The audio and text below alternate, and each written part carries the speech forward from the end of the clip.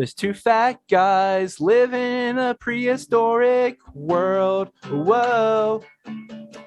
The only thing they have in common is everything and their love for a 15-year-old girl. Earl, are you gonna let him marry your daughter? Probably because you don't care about her.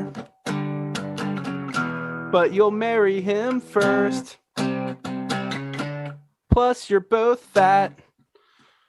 Victory Records, sign me. Am I right? Yeah. So once she comes in, hold on, wait for the people to quit applauding. Give the audience time. Okay, yeah, okay. Now you're good now. I can't even hear what you're saying. It's so loud.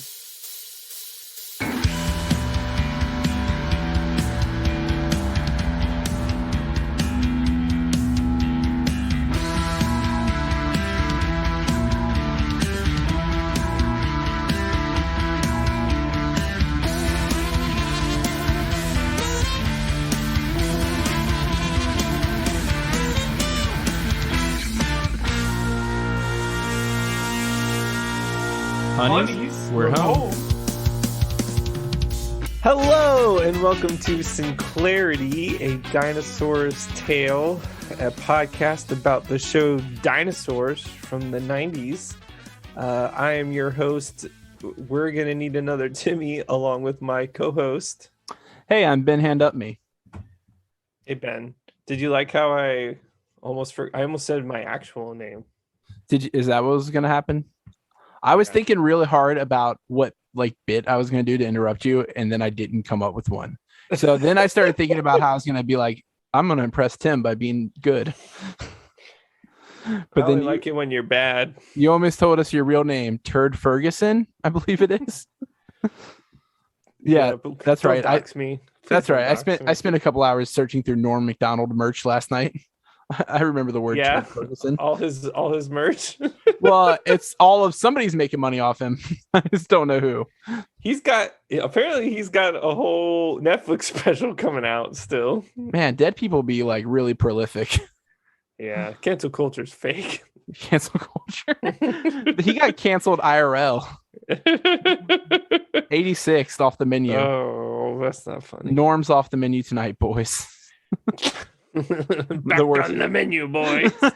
You're making a Lord of the Rings joke? Yeah. I wanted to be the next person in a podcast to reference that because I feel like it happens a lot in podcasts I listen to. Honestly, not enough. You gotta listen to Hey Riddle Riddle more. Sex is back on the table tonight, boys. Well, speaking of sex, Ben. Speaking of tables, this episode we're doing today, it sucks. Yeah, it's a real mesa, which is Spanish for table, and mess. No wonder it never aired.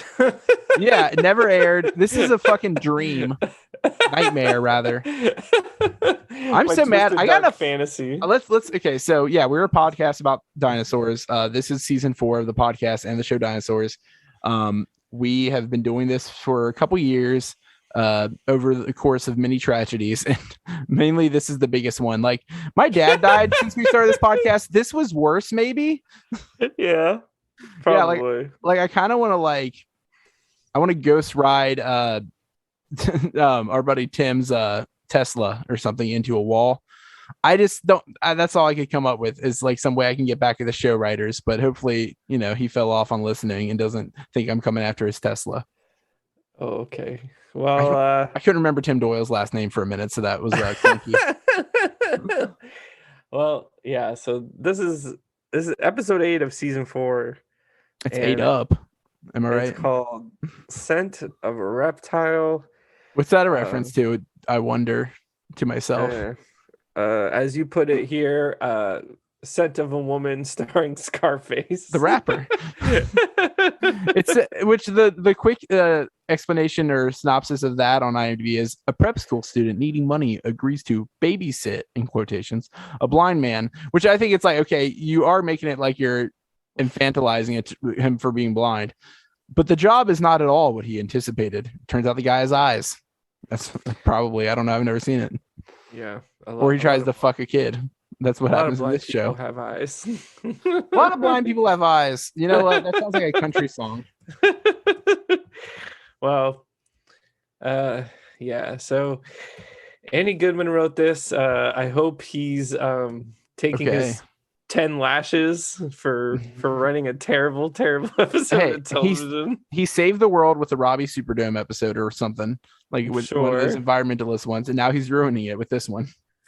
Yeah. And we got Trivovic. Turbo Tommy. I gotta wonder, it's Turbo time. I gotta wonder who wrote the last episode, the final episode of this show, because this should have been the last episode, but I want to know who wrote the actual last episode. It should be the last episode because instead of all the characters dying, we died inside. Yeah, we all got. It's like the speech in Billy Madison where he gives about the dog being lost, and then the guy's like, "We're all dumber for having listened to this." That's how I feel right now. I almost didn't finish the episode because I didn't want to lose brain cells. Sometimes I do it on purpose, but this time I didn't want to. Well, I guess let's just. You want to know something? What? Tom Turbovic writes the last episode. Well, he Why? writes it, not directs it. Kirk Thatcher directs it. Oh. Okay. Why? I don't know. I don't understand. What this whole time he's like, I'll direct this piece of shit show as long as I get to send it out in style. I'm killing all these motherfucking characters. I'm tired of them. These episodes were so bad. Let's just end it, please. He's just like, I want them all to die. I will direct most of the show. Bruce won't do shit compared to me. Yeah. But I just, sorry, I'm real hyped about how much I dislike this episode. I got a fight last night with my girlfriend because of this episode. It's not even. Mostly it was because I left the room right after it started, but I was the one who had to watch it. But I went and took a shower and then came back, and she was like, "Why? Why was it turned on if you weren't going to watch it? Why did I have to watch it? Why did nobody address that Charlene is a kid and he's an adult and that's a problem? Like, what was the resolution? I don't understand." So so that's kind of like, you know what? Shout out to her for unnamed girlfriend for being upset at me for ditching her during the worst episode of television ever made. I'd rather see the fucking senator who shoots himself in the head on live TV than watch this. Okay, I went too far. You're right. Yeah, I thought you were gonna say you'd rather watch Young Sheldon. I did watch Young Sheldon. And I was like not too put off by it compared to. I'd rather watch the Goldbergs. I was not turned on. I wasn't turned on. I would rather watch the show The Goldbergs than watch this. Goldbergs. That's a recent TV show. It has nothing to do with the bald wrestler boy, but it's really. He's on it though. He's on it though. Yeah, he plays like a gym coach or something like that. It's funny. What a shout out. It's meta. I watched that show at my friend Ralph's house, and then first with the volume off, and we were like making up what they were saying. Then he turned the volume on, and like one of the main characters' voice is the most absurd shit I've ever heard in my life, and I wanted to leave. He talked like this for no reason. I was not sure why. It made no sense. He looked like a Kevin Savage type, disgraced Kevin Savage, but like, I don't know. It was the weirdest shit. Ben Savage? Isn't his brother Kevin? From the show. Oh, what's his real name? Fred. Disgraced actor Fred Savage. Fred and Ben. Fred and Ben. Yeah. Well, I'm Ben, so nobody else is. But we have some trivia from this episode before we get into the actual plot outline. First of all, the summary: Charlene has just acquired her scent gland, which is some bullshit they made up for no reason, which means she'll be able to find the one who gets allured by her scent. But Charlene ends up freaking out when that special one turns out to be the school janitor, Ray Gherkin. Slow Gherkin. Jerkin is Gherkin. Was his last name Janitor? Because every time he said his name, he said Ray Gherkin Janitor. No, he just wanted to say his title. It's because he's at night school. He doesn't care about being a janitor. Yeah, he does. He said it pays the bills. No, he said, but that's all he cares. Yeah, so the three friends of his, Billy, Will, and William, who come by every day to collect money from him, get paid, but that's not why he does it. I mean, that's why he does it, but that's not the heart of it. Well, I don't know. It Also, sounds like a good gig, honestly. Like it's a good job. Like I'd be happy to be a custodian at a school. my old roommate was, and he would just bring home toilet paper Kids. all the time. Oh, good. Thank God. I Kids thought in the trash. Kids that were in the trash. My friend was a nighttime like custodian at a school and would like go through and clean like overnight. And then he walked into a classroom and in every seat there was like a wooden cutout of a kid, like just a flat wooden cutout filling all the seats. And he almost died on the spot. He doesn't know why they were in there, what the point was, but he just walks in, sees outlines of children in every seat at like 2 a.m. Probably stoned. And like, yeah, I wouldn't want to live if I knew that was a thing that could happen. That's pretty creepy. That's like when you find out that people, with him. I feel like it. It's like when you find out people like you might piss out a stone at some point in your life, and you're like, oh, I guess I just don't want to get older ever, because that's a possibility. Well, you have to like just reduce the amount of like soda you drink. That's all. That's never gonna happen. I love Diet Dew. I just smashed a Dr. Pepper Zero. I'm just saying, if you don't want to pee rocks, to be fair, drink a lot of soda. I've been surprised about things that have turned me on in the past. You don't know. I mean, it might feel good. I don't know. Yeah, it might end up being like pissing rocks might be the next like sliced bread. Also a country song title.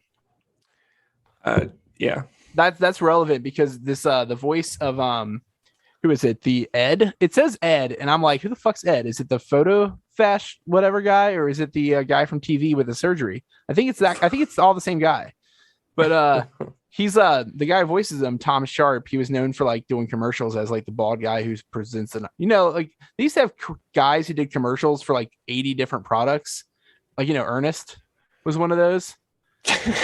He like was known for like he'd be advertising this one week and the next week same guy, same character he's playing is advertising this other thing. Time to make the donuts. And well, that guy just did one thing, but then there was like this little redhead weird looking kid did the same thing for a bunch of shit. But like this Tom Sharp guy was one of those, but he also in Detroit area in the late 70s he had a couple hit songs. One was I Don't Know Whether to Kill Myself or Go Bowling, great country song. True. You cannot find that song online other than a cover by like a metal band. And then they don't make none names like that no more is the other one he had going, which I didn't know this, but I guess they used to name nuns really weird shit in the 60s.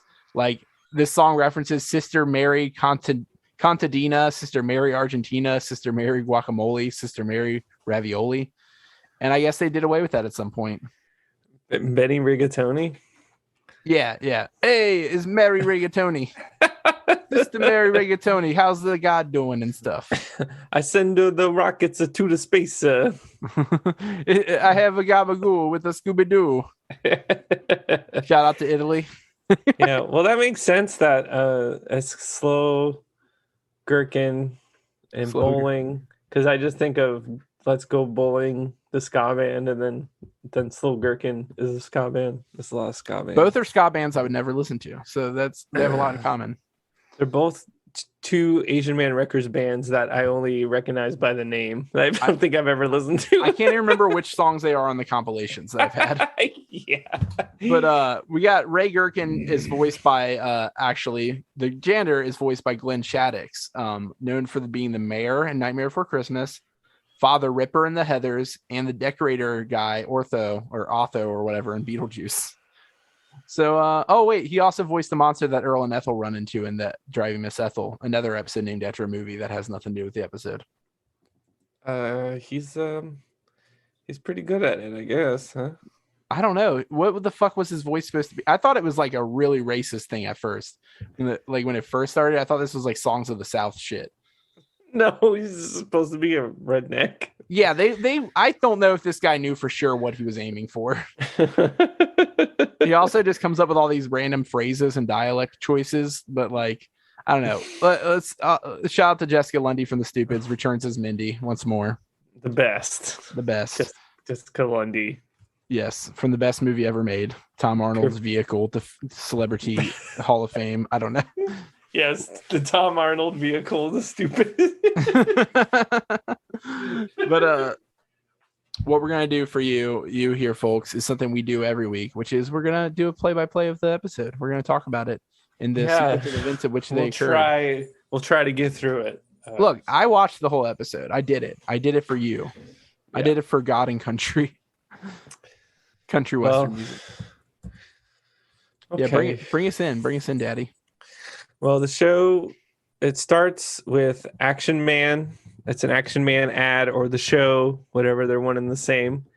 And he fights Dr. Freebie, I believe his name is. Yeah, Dr. Freebie. Oh no. Sorry. Oh no, are you okay? I thought your COVID was gone. No. We get Dr. Freebie. So I think he's Dr. Freebie because I think it's pretty well known in the world that the villain in any set of action figures is always like the easiest toy to find because no one wants it. It's just like if you play Malfoy in a movie, people will hate you in real life. Exactly. And he's Dr. Freebie, and we get a new character named Remington, who is a doggy assault rifle.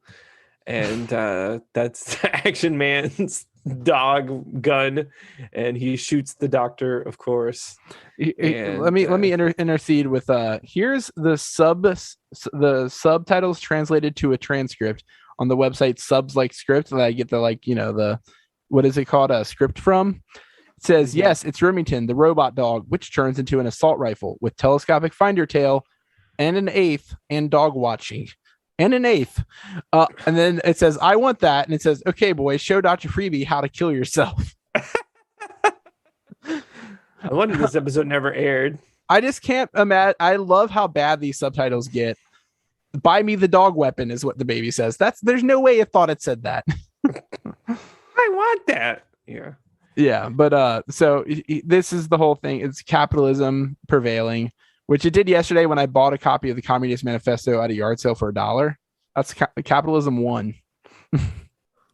$1, yeah, won. It was $1. Yeah. The lady afterwards said that her daughter gave that to her for her birthday last year because they always get in political arguments.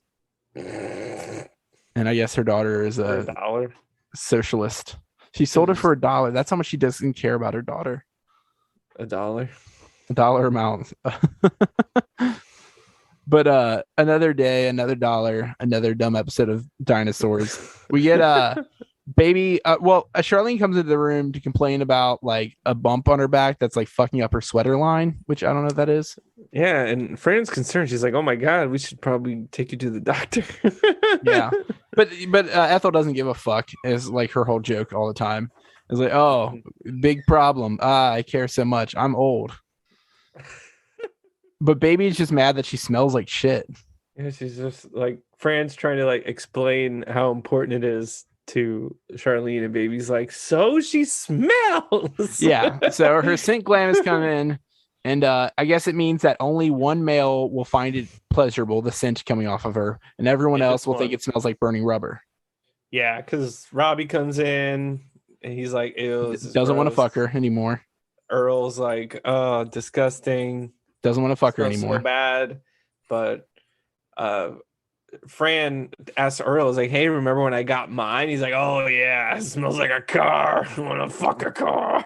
Yeah. So Earl wants to fuck a car, and he misses back when like there were less miles on his wife. He does make a reference to like putting on miles to a car and a wife in like the first or second episode of the whole show. I think it was the second one about like when they were trying to figure out like him and Roy are pondering who could watch the kids for him for Fran. But yeah, so I guess cars and dinosaur women are the same. Fossil fuels, there's the connection, the plausible impossible, as Disney would call it. It all makes sense. And he loves it. But he loves it. Not like the smell of Charlene. And so we avoided all the incest jokes. So that's good. Yeah, finally. He doesn't touch her tail. I feel like me and you were just like waiting for incest jokes. I feel like I've made several since this scene has started. Yeah, but it didn't happen in the actual show, which isn't saying much for the rest of the writing. Yeah, because we now switch to like Charlene is trying to get engaged before her maroon. So she's sitting there blowing a fan at her scent gland into the direction of passing by boys or adults because Turtle Puss passes by. And he thinks it's his foot that smells bad. Yeah. And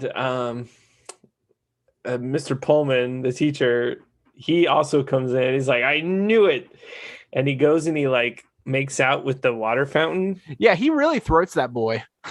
Yeah, he goes all the way sloppy down. toppy on that water fountain. He goes all the way down on there, and he's like, wait a minute, it smells like burnt rubber. And yeah, he thinks it's the senior boys doing wheelies in the parking lot.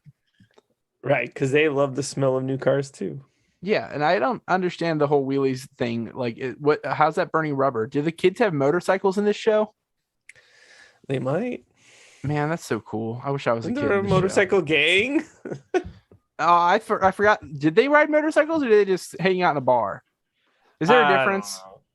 Not really. Are you legally allowed to be drunk on a motorcycle? Is that what's going on here? Ask Matthew Broderick. He won't talk to me. But we get the cold open, and afterwards we get into the cold open is an adult man entering the school, the janitor, custodian. Well, he's not entering the school. He works there. He's not just some random guy. We don't know what was in the other side of that hallway. It could have been the entrance to the school. Sexual Harris. Sexual Harris shows up to sexually harass a kid. He's unchecked because he won the court case. He smells her, and it smells like a car, but his old car. That's his old shitty car. So she still smells bad, but good to him. Yeah. And we get her like screaming because she's being chased by an old molester guy, and then like we get the cold open, and we're all like laughing so hard that we miss the whole theme song because we're like, this is so good. Yeah, we skip it actually. Yeah, like on Disney Plus, you can skip the theme song. Oh, I thought you also had the click remote. I have the click remote. You just skip it right away. I have the remote from Click, and I have the water from Waterboy. Oh, so what are you missing? You're missing the. I need Are you missing the penguin? I was gonna say the penguin too. I was gonna say the goddamn Sasquatch. No, I was gonna say Veronica Vaughn. Actually, the pissed pants. The pissed pants. Consider me Miles Davis. I can quote Billy Madison all day, and I hate myself. I could do this all day. Donkey Kong sucks. Mortal Kombat's better. Doyle rules. Anyway, there you go. Tim Doyle rules. So he can't believe it. His mind is blown. He's like, "Oh my god, it smells so good." He's being fucking creepy. Yeah, he's like, "Oh baby, oh." He's a redneck named Ray. He's a janitor. Talks country style. But even Charlene's like, "I'm too young to get married." He's like, "No problem. I'm just a baby.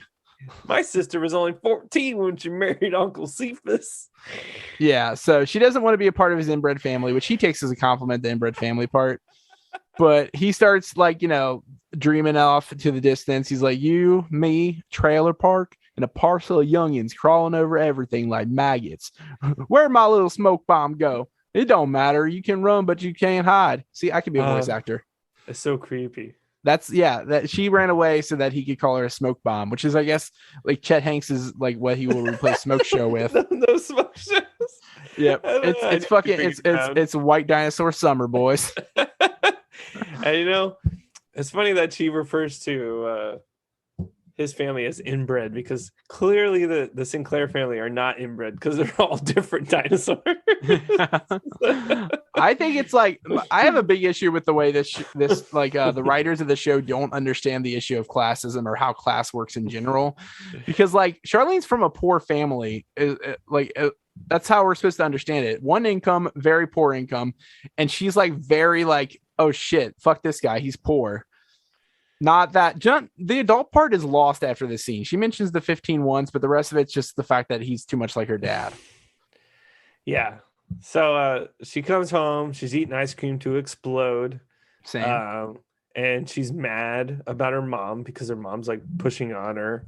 And she's like, I don't want to end up with your life. Yeah. She's like, I don't want to spend my life with a boorish, slovenly dimwit. And then Earl does the whole thing like when he forgot how to find the holes in the bowling ball, but it's a TV now. He's like, Fran, the TV's gone. Turn around, honey. Found it. No. Don't. Yeah. And Don't worry, Charlene, the time does pass quickly, is what Fran reassures her yeah, with. it's only been 20 years on Mhm. so but then Charlene sees an ad on TV about scent alteration surgery. But then immediately followed up by 60 million minutes. What a joke. What's the joke? What's the joke there exactly?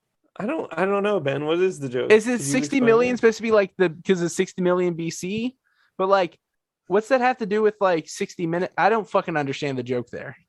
Yeah, and Sorry, then sorry to it get mad says about it, but it's like two depressing stories and then a life fluff piece by the whiny guy at the end. yeah, Yeah, I think I that don't Tim know. Doyle was not in the room for this because these TV No. takes suck. And so Charlene is like deflated because she can't do the surgery, but Fran is just like, well, you know what, how about let's just invite Ray over for dinner and it'll be okay. And Earl, Your dad would never let her, he would never let her go get married. So no, but that's a good Ray plan. but Ray must have like knew exactly what the gig was, because he shows up, he's just like Earl. He's like, he parks his car on the lawn. Truck. He's got his to watch out for his gun rack. He's got some brewskis for Earl. Did you ever see MacGruber? No. I think that's insane that you've never seen MacGruber, a movie that has every wrestler. I know about it. It has the Big Show making out with a guy. I mean, come on, that's the hottest thing you'll ever see. Where It's the big homo is what pretty much happens. No, but either way, every time like Will Forte gets out of his car in that movie, he takes the stereo out with him so nobody steals it. And that's why I think of him parking his truck so he can see the gun rack and make sure it's safe.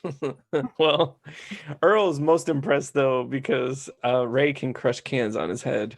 Hell yeah. And not that his daughter is being courted by an adult man. Yeah, he's just, like Fran's like, don't you have some questions for him, Earl? He's like, yeah, can you show me how to do that thing with the can? And then Ray, he sits down with, oh God, they like make her sit with him. Like, and he's just like, it's so uncomfortable. Telling him about how, he's just a janitor, but he doesn't like it. He just needs the money because he's going to night school. And they're like, oh, night school. What are you gonna be? He's like, well, I want to be a tree pusher. Yeah, and they can't have night school for tree pushing. That's how Earl got hurt in that one episode. Is pushing trees at night. Exactly. So the show doesn't watch itself because it can't. But Charlene is concocting her own scent potion change in her room after this because Earl's like ready to give her away and like the plan backfired in her mind. Those two might as well just get married because they're in love. But Roy, he's cheating on Roy. I mean, Roy's off in the woods with his dad. Like, he doesn't know. Oh yeah, he's probably cheating on Earl with his dad because he doesn't know it's his dad. Yeah, exactly. Oh, it's gonna be like a Back to the Future thing. Oh no. Hey Earl, I've got that incest you're looking for. also that part where Earl's just like, no, you're gonna marry him. It's like, I want you to become a part of our family, and Ray's like, you're gonna adopt me. Yeah, that's very Roy like. I can see why he likes Ray. Roy is what Roy gets called in the reenactment in that one episode. He doesn't know what it means. He doesn't understand. But so Charlene's concocting her scent potion in her room, and unfortunately it doesn't seduce her brother, like as she asks him to check the smell. Yeah, because he does lead her on though. He's like, oh, it's like I'm out in the pine fields on a mountain in the middle of like some heavenly area, and then blah blah blah. And then someone's burning a bunch of white walls. It's like I'm doing my laundry and I get stuck in the washer or whatever. I didn't know where you were going for a second. No, I don't know either. I was doing my laundry, and then my stepladder fell on me or whatever. step ladder, yeah. Whoa, what are you doing, stepladder? Oh man. But either way, Ethel shows up at 2 a.m.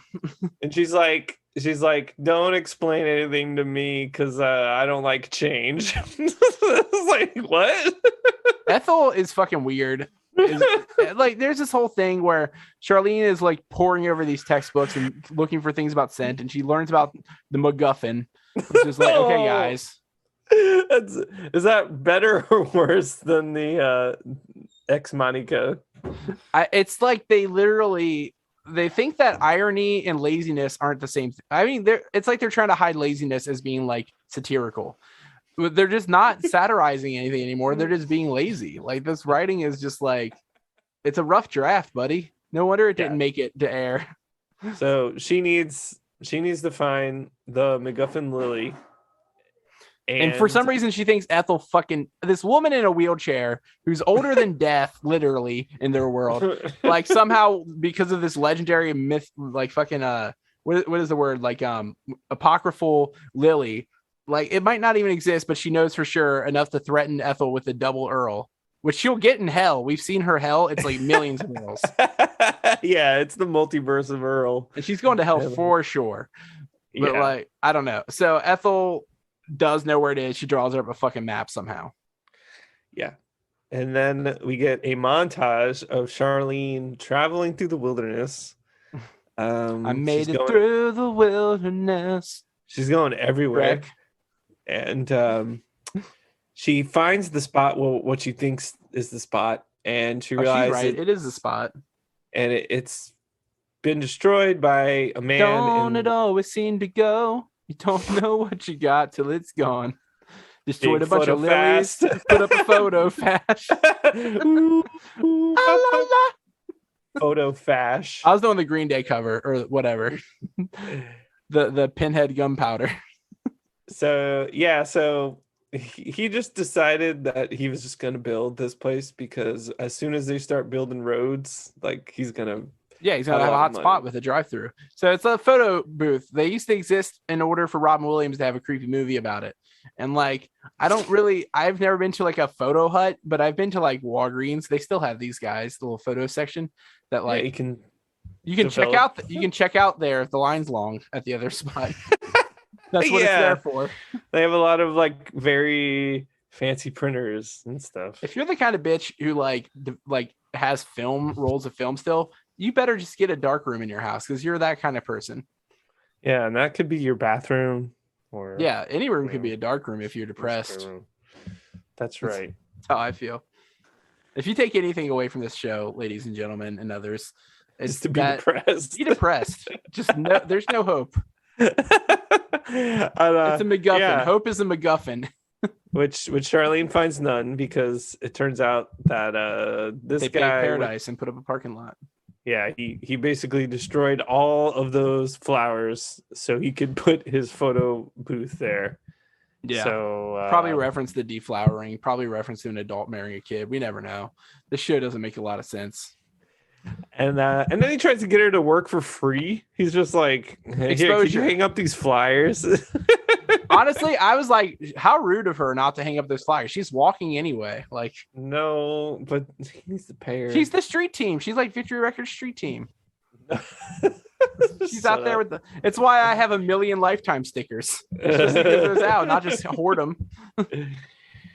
Yeah. So dejected. Charlene goes back home, and Tim's got a word of the day calendar. Yeah, and Fran is just like, she's so worried because she's like, how did we let our 15-year-old go all by herself out into the wilderness? Irony lost on her as she was going to let her 15-year-old go out by herself into pure danger of an adult male. Yeah, and in the other room is the two boys. They're in love. Yeah, they're womping around, trying to squeeze through the door at the same time, even though Earl can't even get through the door himself during the theme song. And they're fat. They're fat. Oh my god! We got two fat guys. They're fat and stuff.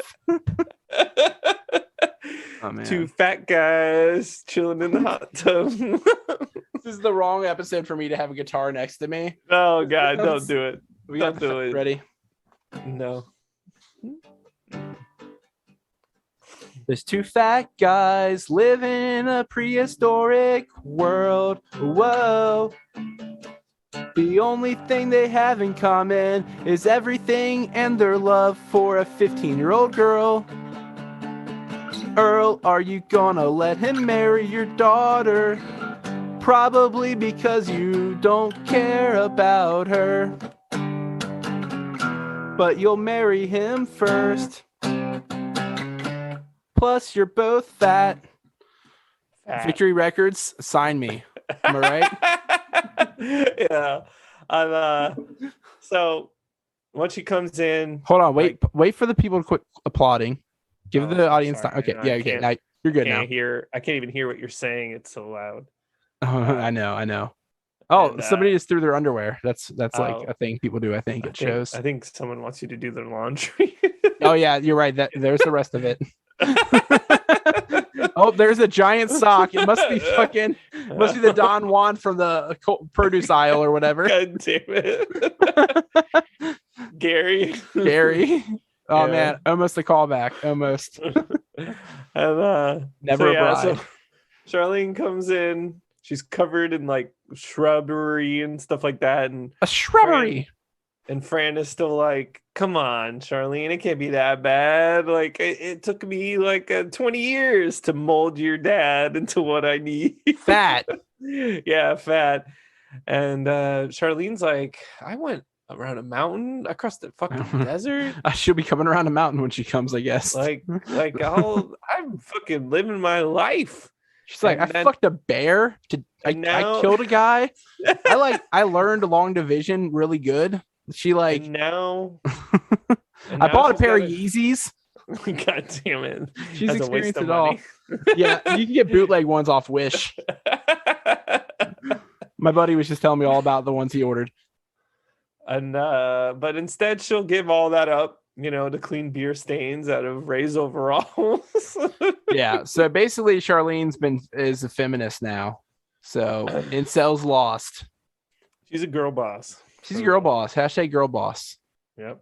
The two fatzos can't walk into the door, and Ray doesn't even smell Charlene. And then so Ray makes a comment. He's like, you stink. And Earl's like, well, actually, you're supposed to wait to say that till after you're married. Yeah, good advice for Tim. And then he says something about Pizza Rat. He's like, I don't care. That smell could knock a rat off the road pizza.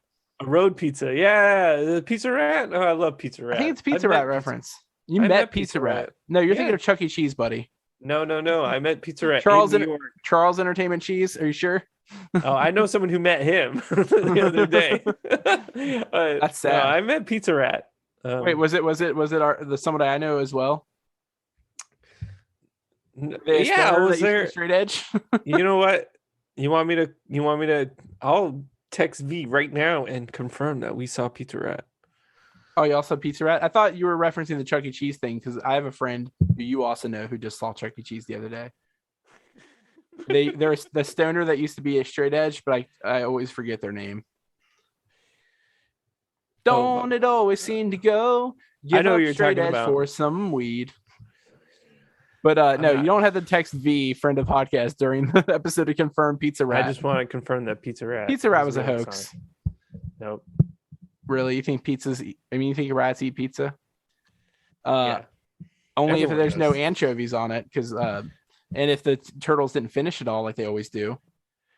It's a reference. Yep. To the Ninja Splinter. Turtles. Shout out. Rest in peace, homies. Rest in peace. They're not dead. They're half still shells teenagers. Up. They're still teenagers in the afterlife. They've been dead for 20 years. Oh no. But Charlene, she tells this guy, because her sense changed. And like, wait, no, here's the worst part about the episode, except for all the other parts, is that like Fran tries to fucking like shoehorn in this ending thing, like this whole plot, like this MacGuffin bullshit. She's just like, no, Charlene, you went and tried to find the flowers. And that's like the whole reason your scent changed, because that's all the scent was the friends we made along the way. And like, and then like grandma's like, yeah, this is stupid and I hate this. And then they're all like, yeah, this is fucking dumb. Let's quit. But then like she tells that guy that he's fucking dumb and she's quitting the marriage. His marriage is off, buddy. Like no journey played by an orchestra while they walked on the aisle. It's over. Yeah, I mean, No trailer park, no youngins. he wants her to go hose herself off, and he just sounds like he's gonna like punch her in the face. He really gets fucking aggro. Like it's really like not a good look, sir. Not a good look, King. Short King, Fat King. Yeah. he's Burger King. Yeah, he's like, don't you sass me, girl. There's plenty of females out there. Give me their eye teeth to be with me. Yeah. What the fuck is eye teeth? I googled it. It's the teeth that are below your eyes. It's the canines. Like here? It's like your vampire teeth. Okay. Mine are all whittled down because I only eat vegetation. You know? Mine, that's funny. You're turning into like a legit like herbivore. My teeth are also breaking. They just break. My tooth just chipped the other day while I was standing at my grandma's house on Mother's Day. Not eating anything, not chewing, nothing. Just like that was like, okay, what's this? Why is part of my teeth on the ground? That's what happens. They just break. Yeah. And but yeah, so he's all mad, and Charlene's like, well, go ahead. Like, you probably want to marry someone who's missing teeth. And classism. Yeah. Mm-hmm. And he says something about toilets. And you just put in as much effort as the writers did. Don't worry. Yeah, a polar bear's butt. Like how does he okay, know what a polar bear is? I don't know. It's fucking stupid, but I just like how even like we sound like we're just phoning it in by this point. It's so annoying. Ethel says that she'll miss his colorful dialect as he exits. Yeah, and maybe she should marry him. Yeah, I don't know. Then Earl yells at Charlene for letting that hunk of a human boy, that uncut gem, leave. Yeah, and another Adam Sandler reference. Am I right? Charlene's just like, fuck you, Earl. Yeah, she's like, get fucked, you dumb bitch. Fuck you, dad. You bitch ass dad. I hate you. I've always hated you. And then like Robbie comes in like an idiot, and she's like, fuck you, you fucking anti-establishment attitude, hypocritical, like cishet piece of shit. Like heteronormative asshole with your male posturing and your teenage bullshit. Go listen to Wheatus. That's what she tells him. And then she Radiohead. She's like turns around the whole room. She's like, fuck you, fuck you, fuck you. Looks at Fran, you're cool. And Ethel, fuck you, I'm out. Where was Baby too? I mean, it's like Baby. She also says fuck you to Baby. I don't know where he is. She probably punted him already. He's probably not around because she smells, so he doesn't want to fucking smell her. So yeah, or he's in his room being like, why am I so attracted to that scent? I can't tell anyone. I don't know. It's better writing than they gave it. I want this episode from the perspective of Baby the whole time. It'll be like in Malcolm in the Middle where they have like all their perspectives, but then it's Dewey's perspective and everybody's just going Dewey, Dewey, Dewey, Dewey, Dewey, Dewey, yeah. Dewey. Baby, baby, baby. And he's just like, this is it. This is the way I want it. This is it, boys. But this is war. This is it, boys. Prepare for war. What is this? What are we doing? Like is it the fun reference, or is fun referencing something else when they say that? I don't know. I need to know because you don't know fun lyrics, so I must be I was thinking of a totally different song. I was thinking this when I Google it, Some Nights by Fun pops up. I was thinking of was it 99 Red Balloons? This is it, boys. This is war.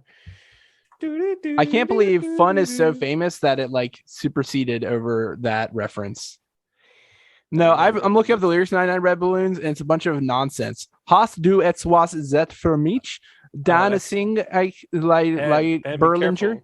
What? Be careful, I don't know what I'm saying. You can't say that stuff. It's like when you meow at your cat. You're like, I could have just said a cat slur. Formerly known as the artist formerly known as Cat Slur. You don't know German. I don't know German, and I don't want to know German. Okay, I'm not one of those SS guys. You know, fuck that place. The social services. Yeah, fuck social services. I'm all capitalism now. Yeah. Yeah. Anyway, just like capitalism, the show is over. It's terrible. The show is over if you want it. I cannot wait for the next one about Charlene getting a job. Yeah. So they're making up for all the lack of Charlene, I guess. But it's like, for one, Sally Struthers can't voice act for shit. She makes it even worse somehow. It sounds like she's just phoning it in by this She doesn't point. care at all. It's like they literally like she's like, what if I'm a dinosaur? I don't know, man. Is she like, I don't know. It's like I don't want to make any assumptions about methadone use, but like Charlene, Charlene girl. Like, I don't know. This Charlene.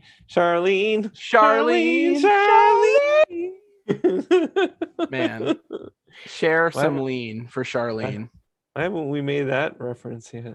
I feel like there's no way we've not done that. I feel like in a million years, if you put a million monkeys in a room, they would write a story about us doing that. If they had a typewriter. A million monkeys and one baby. That's my favorite movie. And you remember the dead guy in that movie? A million monkeys and one baby? I believe that's called Tarzan. They're like, we really need to shorten this title. Like, it's a really long title, and they're not even monkeys, really. we need Phil Collins to write the songs. Phil Collins went so hard, and he didn't have to. I hate those songs. I don't care what anybody It was says. super boring. I think it's just funny to imagine how much effort he put into those. And I'm just like, God, I wish you were the guy I wish you were the guy who the guy saw die on that bridge or whatever. Oh, I need to cut it out with those jokes and my Eric Clapton kid jokes. No. But anyway, just like I don't know. What's a good segue into just being done with this so I can go get my hair cut? Am I right? That's what Andy Goodman was doing. He was just like, finish it quick. I need a haircut. I need to get out of here, guys. Get you out of here. 10,000, 1 million monkeys. I need to get out of here. You guys got it?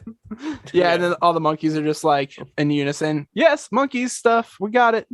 Are monkeys Pokemon? Do they say their name? No, it's Mankey. Mankey. Oh yeah, Billy. Anyway, so shout out to whoever that he is, and whoever Billy Mankey is. And what we're gonna do something we haven't done in a while, which is we're gonna do our thanks to section with a song. Oh, Tim's gonna play guitar. Nope. Just kidding. He doesn't know how to play guitar. I don't. Are you ready? Okay. Just like Jesse Michaels. Your boyfriend ain't shit. He's a bitch. Froggy Fresh, shout out. Anyway, let's do it. I bet thanks he would be to the podcast. You know what? You probably want money that too. Final episode. Him and the wrestling dinosaur that you messaged that one time. No. Okay, ready? Thanks to Zachary George for doing the production on this podcast. We're sorry that this episode sucks, but that hasn't stopped you before. And thanks to Amy Shenanigans for the beautiful portraits of me and Tim. Sorry for the scary dinosaur puppets that I drew on top of them. And finally, thanks to the person who made this all possible by making us a theme song. I forgot how the structure of songs work, so now it's gonna like suddenly it sounds like it's over, but I still gotta be like, thanks Jer from Scotttoon Network for making us the theme song. Tim looks real bored right now. He's looking at his phone on his sidekick, using Excel to text message Nelly and Kelly Rowland to tell them about his dilemma. Is that he agreed to do a podcast about a show that fell off a while ago. Yep. This is the last season too, so. You're a good hype man. You know, I wish rap songs had like a guy who was like, yep. Oh, you mean a guy who doesn't do anything? Yep. He doesn't even say that. He does nothing. Hey, Moneymaker Mike. Moneymaker Mike. We gotta get him on the show. He was on this episode. He was on this episode with us. He just didn't have anything to add. Oh yeah, he's sitting right here. How you doing, buddy? He nodded. I'm busy. Yep. Real busy. Got stuff going on. Yeah. You can't see me. He's so handsome though, but you know. So yeah, money. That was we don't have. Oh yeah, and thank you. Oh wait, that wasn't the chord. And thank you for listening to this podcast. I'm sorry about everything in the world being terrible. We don't have to apologize for that, but if We you actually contributed to watched this episode, then we're sorry. Yeah, we led you down this path blindly. Blindly with eyes. All right. Well, let's take it out Mercy style. Just get it over. Get out the.